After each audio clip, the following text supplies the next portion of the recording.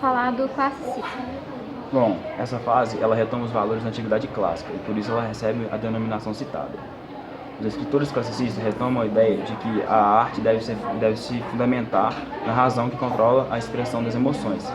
Por isso eles buscavam o equilíbrio entre os sentimentos e a razão, procurando sim alcançar uma representação da realidade.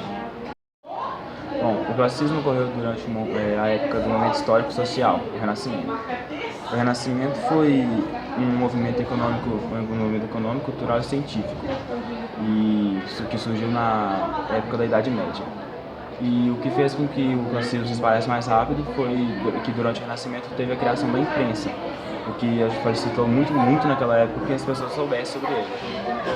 E vale lembrar a questão do antropocentrismo que começou a surgir, onde a Igreja Católica começa a ter uma crise muito grande e as pessoas param de pensar que o que aconteceu foi porque Deus quis, e assim, para poder colocar o homem no centro de tudo, e eles vão começar a estudar melhor as coisas.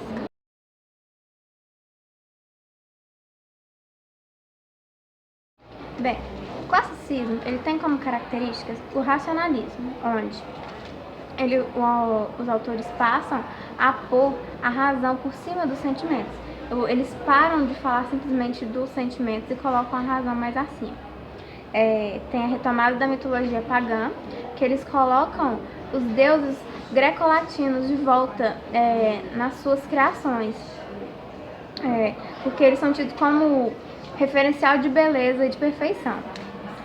A verossimilhança, onde eles começam a respeitar muito a natureza e eles começam a querer pôr a natureza bem mais melhor representada.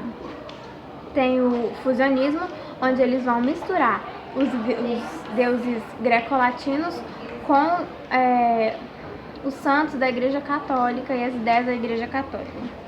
E a medida nova, onde vão deixar de ser versos de 5 e 7 sílabas poéticas e vão se tornar decassílabos, decassílabos e de formas fixas, onde um bom exemplo é o soneto, que são 14 versos separados em 4 estrofes. 4 estrofes. 2 com 4 e 2 com 3.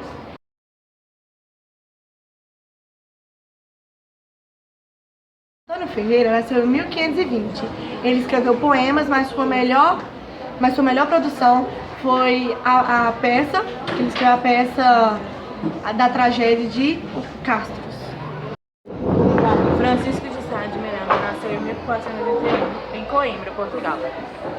Ele estudou na Universidade de Coimbra e ele se tornou professor lá. E daí ele viajou para a Itália para tomar conhecimento do Renascimento e ele voltou para a Itália e ele foi pioneiro do Renascimento do classicismo. Ele trouxe o classicismo e o Renascimento para Portugal. Ele escreveu várias peças de teatro e a principal obra dele é Cleópatra. Ele morreu em 1558. Diogo de Couto nasceu em 1542, foi basicamente um historiador da presença portuguesa na Ásia. Ele também é o continuador da obra do João de Barros. Ele cultivou a amizade com Camões, a quem ele ajudou, e ele morreu em 1616. Bernardino Ribeiro nasceu em Tarrão, em Portugal, em 1452. Ele foi escritor e poeta português. A principal obra dele é a novela Saudades, ou então Menina Moça. A sua biografia é desconhecida, mas ele era um poeta muito conhecido na corte portuguesa. Ele era colaborador do Sá de Miranda e ele morreu em 1552. Gil Vicente nasceu em 1465. Ele era considerado um dos maiores representantes da literatura renascentista em Portugal depois de Camões. Ele era um dramaturgo português e ele criou uma tradição no teatro que inspirou várias produções em Portugal, nos países europeus e no Brasil.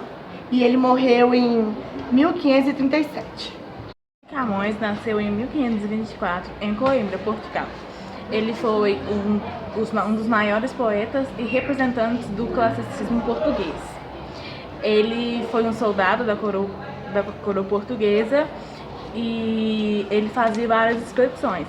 E em uma das expedições que ele fez da Índia para a China, ele escreveu Os Lusíadas e ele voltou para Portugal e publicou essa obra em 1572. Sua morte foi em 1570.